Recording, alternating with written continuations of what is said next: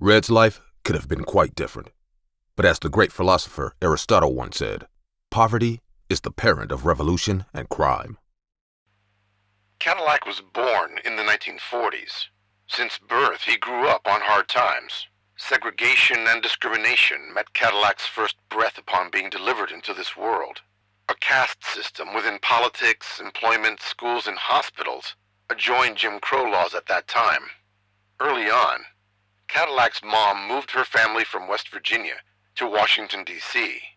She set her sights on a new beginning, but upon arrival, she soon realized that the American dream had become a nightmare.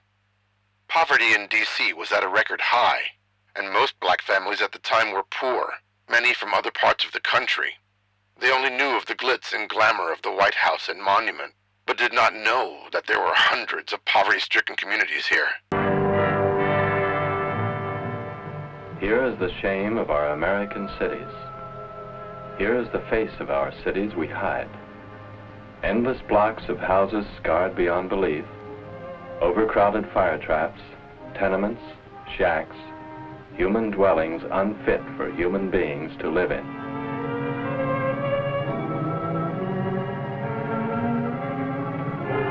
He came from nothing, from a small town in West Virginia. His mom, who had separated from his dad, moved Cadillac and his siblings to Washington, D.C. Red's family moved into Temperance Court, a traumatic environment that exposed him to murder, racism, and the death of friends and family members. Scientists once conducted an experiment linking trauma with environments and its effect on human brain development. The findings showed mock brain development changes among children who grew up in high crime and impoverished communities. Many experienced more developmental delays, emotional problems, and lower academic achievement. Systematically, black codes, Jim Crow laws, segregation, and the war on drugs created a wealth and political gap among black and white communities, an indoctrinated caste system with its origins in slavery. There's no excuse to fall back on. We didn't have any war or fight with you to cause you to put us down like this. We didn't have any big rebellions or uprisings or want to change your way of life so radically to make you do this. It was your own greed and cheap labor that made you want to do this. It was you selling yourself out for a buck and king cotton that made you take a human being and mutilate him. Now this is just a plain simple fact. I can't see anything else for it. I don't see why else you need slaves except to work.